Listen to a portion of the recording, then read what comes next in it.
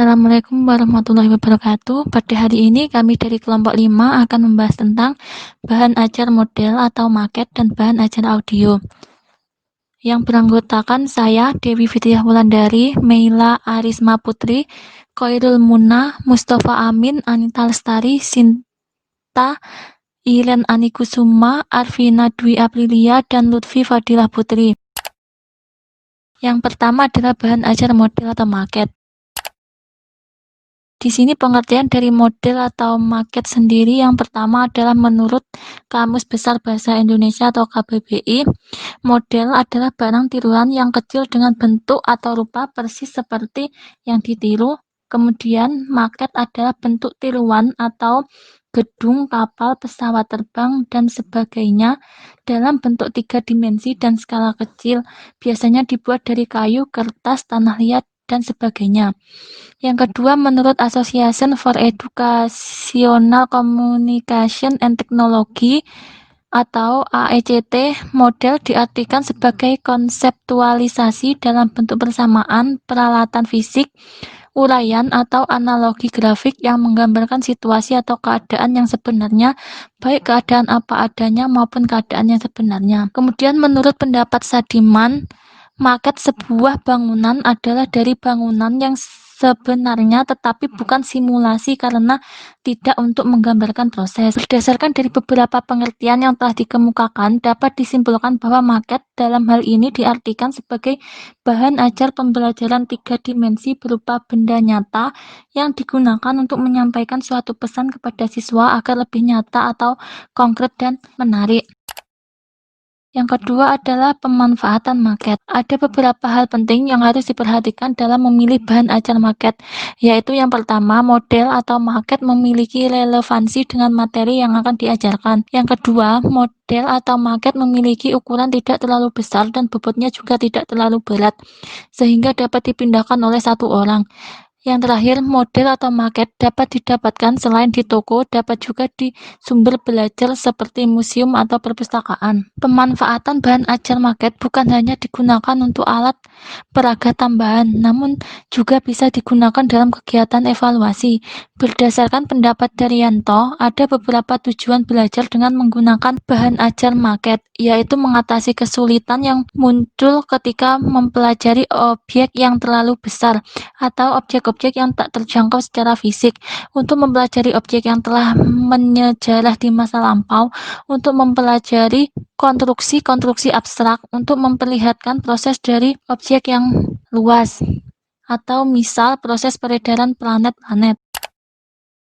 Bahan ajar maket atau model memiliki keuntungan atau kelebihan. Di antaranya, bentuknya yang dibuat dalam 3 dimensi seperti aslinya, ditambah dengan pemberian warna dan bayangan secara realistik untuk mengarahkan perhatian dan membedakan komponen-komponen dapat memberikan kesan yang menarik, sehingga dapat meningkatkan rasa ingin tahu dan motivasi belajar siswa.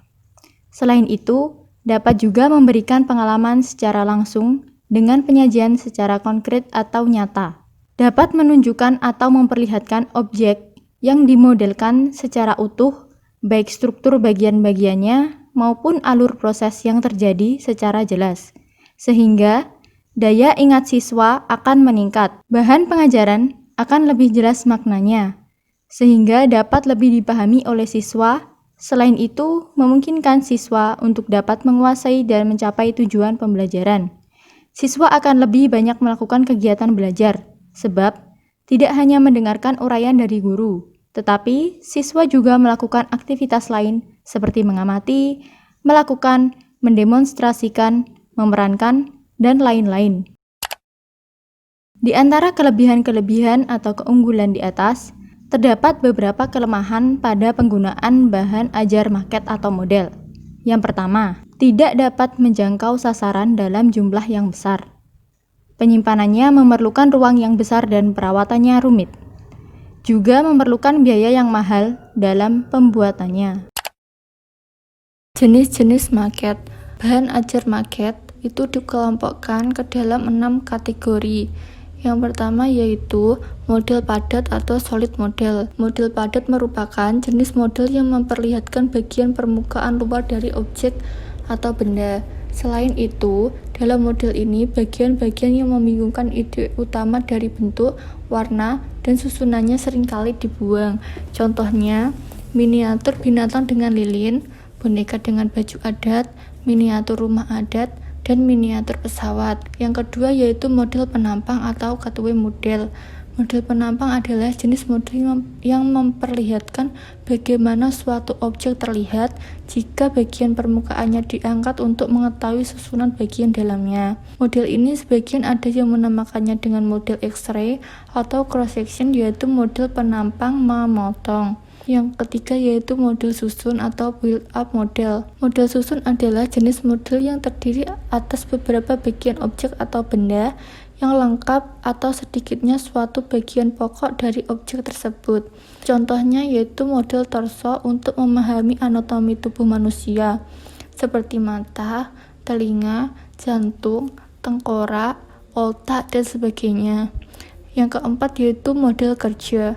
Model kerja adalah jenis model yang berupa tiruan dari suatu objek atau benda yang memperlihatkan bagian luar objek asli atau sebenarnya dan mempunyai beberapa bagian dari benda yang sesungguhnya.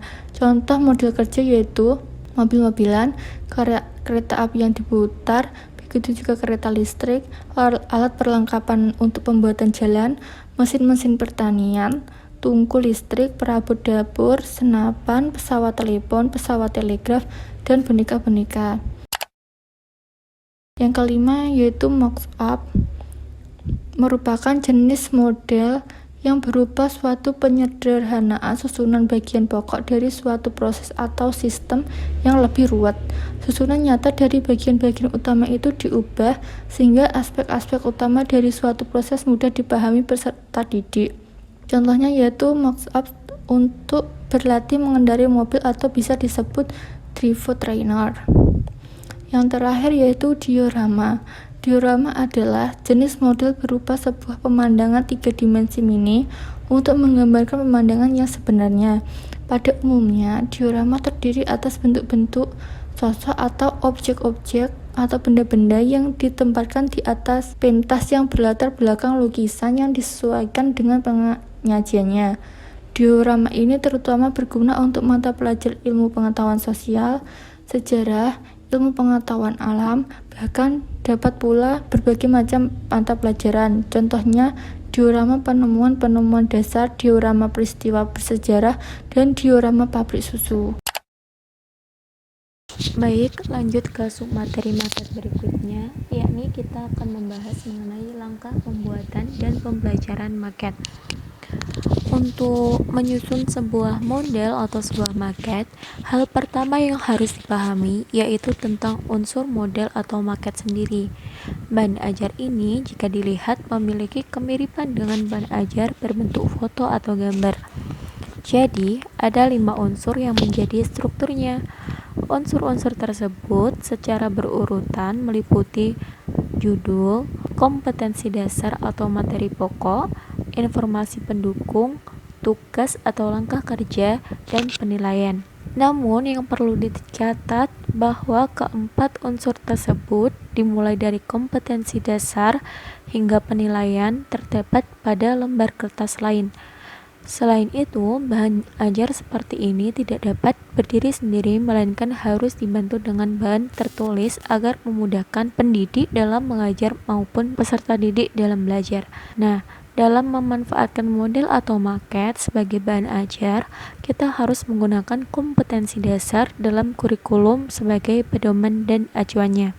Adapun langkah-langkah untuk membuat bahan ajar sebagaimana yang tertera pada PPT kali ini. Yang pertama, judul diturunkan dari kompetensi dasar atau materi pokok sesuai dengan besar kecilnya materi. Yang kedua, membuat rancangan sebuah model yang akan dibuat, baik substansinya maupun bahan yang akan digunakan sebagai model. Yang ketiga, informasi pendukung dijelaskan secara jelas, padat, menarik pada selembar kertas. Mengapa demikian? Karena tidak mungkin sebuah model itu memuat informasi tertulis kecuali keterangan-keterangan singkat saja. Gunakan berbagai sumber yang dapat memperkaya informasi, misalnya buku, majalah, internet, dan jurnal hasil penelitian. Yang keempat, agar hasilnya memuaskan, sebaiknya pembuatan model atau maket dilakukan oleh orang yang memiliki keterampilan untuk membuatnya. Bahan yang digunakan tentu saja dibuat dengan kemampuan keuangan dan kemudahan dalam mencarinya. Yang kelima, tugas dapat diberikan pada akhir penjelasan sebuah model dengan memberikan pertanyaan oral. Tugas-tugas dapat juga ditulis dalam lembar kertas lain. Misalnya, beberapa tugas menjelaskan secara tertulis tentang pelajaran kimia yang diajarkan. Tugas di sini dapat diberikan secara individu ataupun kelompok. Dan yang terakhir, penilaian dapat dilakukan terhadap jawaban lisan atau tertulis dari pertanyaan yang diberikan. Materi selanjutnya adalah mengenai bahan ajar audio. Pengertian bahan ajar audio sendiri adalah salah satu jenis bahan ajar non-cetak yang di dalamnya mengandung suatu sistem menggunakan sinyal audio secara langsung yang dimainkan atau diperdengarkan oleh pendidik kepada peserta didiknya guna membantu menguasai kompetensi tertentu. Bahan ajar audio dapat juga diartikan sebagai bahan ajar yang digunakan untuk menyampaikan pesan atau informasi melalui bunyi dan suara sehingga dapat diterima oleh siswa. Kemudian, manfaat bahan ajar audio.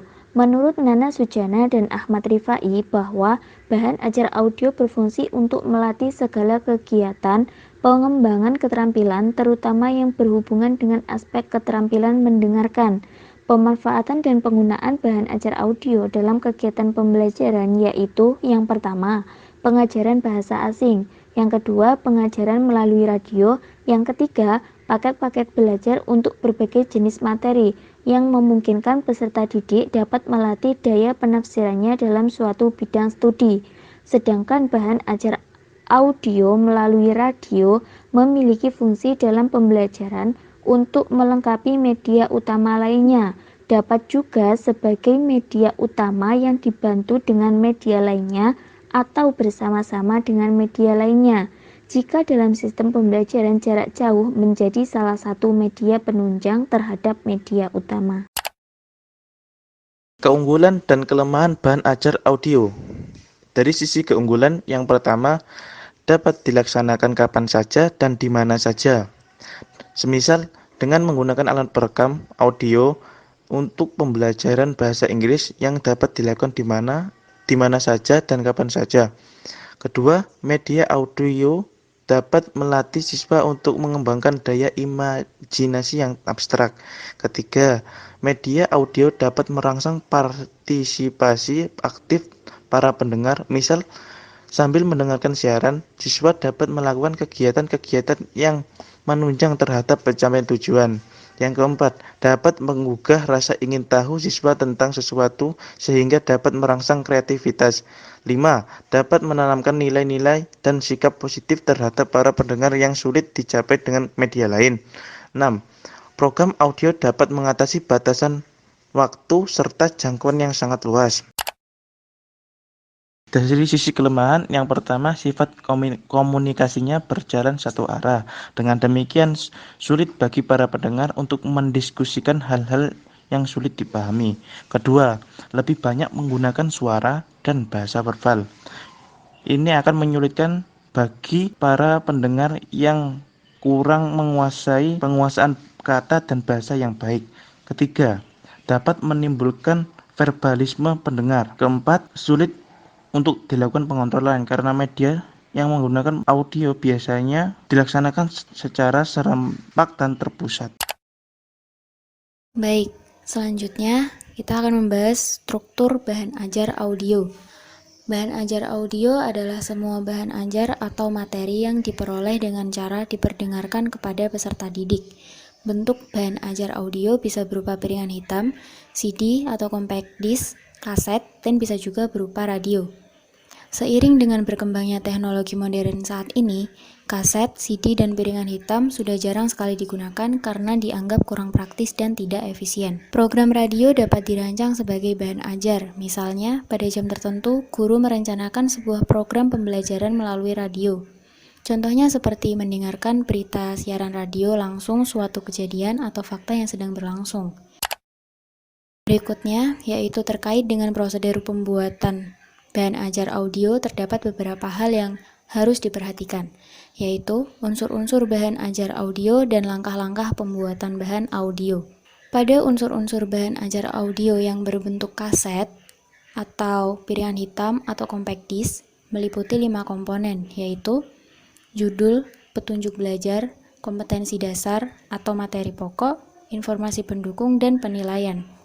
3 komponen yang terdapat pada bahan ajar terdiri dari judul, petunjuk belajar, dan informasi pendukung, sedangkan 2 komponen lain, yaitu kompetensi dasar atau materi pokok, dan penilaian terdapat pada lembaran kertas lain. Kemudian, untuk unsur-unsur bahan ajar audio yang berbentuk radio memiliki struktur yang hampir sama. Bedanya, bahan ajar radio tidak memiliki komponen petunjuk belajar.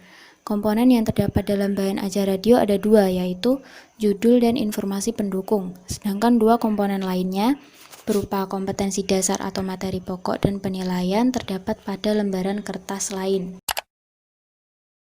Baik, di sini saya akan menjelaskan mengenai langkah pembuatan dan pembelajaran bahan ajar audio.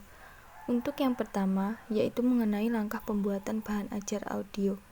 Dalam pembuatan bahan ajar audio, dapat dipilah menjadi 2, yaitu bahan ajar audio yang berbentuk kaset atau PH atau CD dan bahan ajar audio berbentuk radio. Untuk yang pertama, mari kita bahas mengenai pembuatan bahan ajar audio berbentuk kaset atau PH atau CD. Dalam pembuatan bahan ajar audio berbentuk kaset ini, perlu memperhatikan beberapa langkah-langkah. Di antaranya, yang pertama, judul diturunkan dari kompetensi dasar atau materi pokok yang disesuaikan dengan besar kecilnya suatu materi. Yang kedua, petunjuk penggunaan kaset atau PH atau CD harus diterakan agar mempermudah nantinya pada saat penggunaan kaset, PH atau CD dalam proses pembelajaran. Yang ketiga, informasi pendukung dijelaskan dengan jelas, padat, dan menarik dalam bentuk tertulis yang kemudian direkam dalam pita kaset atau PH atau CD. Dalam tahap ketiga ini, ada 6 proses yang harus dilakukan. Untuk yang pertama yaitu menyiapkan konsep pertama. Yang kedua, merekam naskah pertama kali pada perekam kaset atau digital audio record. Yang ketiga, memperbaiki konsep pertama, kemudian merekamnya kembali. Dan yang keempat, menetapkan materi secara bertahap dan perbaikan naskahnya. Yang kelima, menulis konsep akhir. Dan yang terakhir, keenam, yaitu mengkonsultasikan dengan personel produksi hal-hal yang menyangkut permintaan pita master atau CD master dan duplikat yang akan diedarkan. Untuk selanjutnya yaitu langkah keempat. Langkah keempat di sini yaitu tugas-tugas yang nantinya akan diberikan ditulis dalam lembaran kertas lainnya. Yang kelima, penilaian dapat dilakukan melalui hasil karya dari tugas yang telah diberikan. Yang keenam, menggunakan berbagai sumber untuk memperkaya pengetahuan dan sebagai referensi materi dalam pembuatan program audio kaset atau PH atau CD. Yang kedua yaitu selanjutnya mengenai pembuatan bahan ajar berbentuk radio. Terdapat beberapa langkah yang harus diperhatikan dalam pembuatan bahan ajar berbentuk radio ini. Di antaranya, untuk yang pertama, judul diturunkan dari kompetensi dasar dan materi pokok yang akan disampaikan dan disesuaikan dengan besar kecilnya materi. Untuk yang kedua, membuat petunjuk pemanfaatan radio agar mempermudah saat menggunakan bahan ajar audio radio dalam proses pembelajaran. Yang ketiga, informasi pendukung dijelaskan dengan singkat, padat, dan menarik. dalam bentuk tertulis, kemudian dibacakan atau diputar dengan pita kaset yang terdapat di program siaran radio. Pada poin ketiga ini, terdapat 4 hal yang harus dilakukan, yaitu yang pertama, menulis naskah untuk didengar bukan untuk dilihat. Artinya di sini yaitu ditulis dalam bahasa lisan bukan bahasa tulisan. Yang kedua, disusun sesederhana mungkin agar nanti dapat mempermudah pemahaman peserta didik dalam memahami materi yang disampaikan melalui program bahan ajar audio. Yang ketiga, membuat secara personal atau pribadi. Artinya di sini kita menulis seolah-olah kita berbicara hanya dengan satu orang. Yang keempat, berpikir dalam arti suara. Maksudnya, kita menggunakan kata-kata yang sesuai untuk media suara. Semua pengertian yang terdapat di naskah harus menjadi kata-kata deskriptif dan yang mengalir. Untuk langkah selanjutnya yaitu langkah keempat. Tugas-tugas yang hendak diberikan ditulis pada lembaran kertas lain. Yang kelima, penilaian dapat dilakukan melalui hasil karya dari tugas yang sudah diberikan. Yang keenam, menggunakan berbagai sumber untuk memperkaya materi dalam pembuatan program radio. Untuk selanjutnya yaitu langkah pembelajaran bahan ajar audio. Ada beberapa langkah secara umum yang dapat dilakukan dalam pemanfaatan bahan ajar audio. Di antaranya, langkah persiapan, langkah pelaksanaan, dan langkah tindak lanjut. Untuk yang pertama yaitu langkah persiapan. Dalam melakukan langkah-langkah persiapan ini, terdapat beberapa hal yang harus dilakukan. Di antaranya, menyiapkan mental peserta didik supaya berperan aktif ketika pembelajaran, sehingga perlu diberikan informasi kepada peserta didik paling lambat sehari sebelum rencana kegiatan pembelajaran menggunakan bahan ajar audio dilakukan. Yang kedua, memastikan peralatan yang akan digunakan untuk menyampaikan program dapat berfungsi dengan baik. Yang ketiga, memastikan bahwa topik yang akan dibahas tersedia pada kaset atau CD atau MP3 atau flash dan diusahakan untuk mereviewnya terlebih dahulu sebelum menyajikan. Yang keempat, memastikan bahwa ruangan yang akan ditempati tersedia power listrik yang dibutuhkan untuk memutar program. Yang kelima, pengaturan ruangan seperti cahaya, ventilasi, pengaturan tempat duduk, ketenangan, dan sebagainya hendaknya diatur dengan baik, sehingga peserta didik mampu mengikuti pembelajaran dengan baik. Untuk langkah yang terakhir, yaitu apabila memerlukan atau menggunakan LKS atau bahan tambahan lainnya, pastikan bahwa keduanya persediaannya itu mencukupi. Untuk selanjutnya, langkah kedua yaitu langkah pelaksanaan. Adapun beberapa hal yang perlu diperhatikan atau dilakukan. Yang pertama, mengusahakan posisi penyimpanan file sudah berada pada tempat pemutarannya dan tinggal menekan tombol play atau on. Yang kedua, mengusahakan peserta didik sudah berada di tempat kegiatan pembelajaran setidaknya 15 menit sebelum kegiatan pembelajaran dilaksanakan. Yang ketiga, menjelaskan kepada peserta didik mengenai jenis mata pelajaran, topik yang akan dibahas, dan tujuan daripada pembelajaran yang akan dicapai.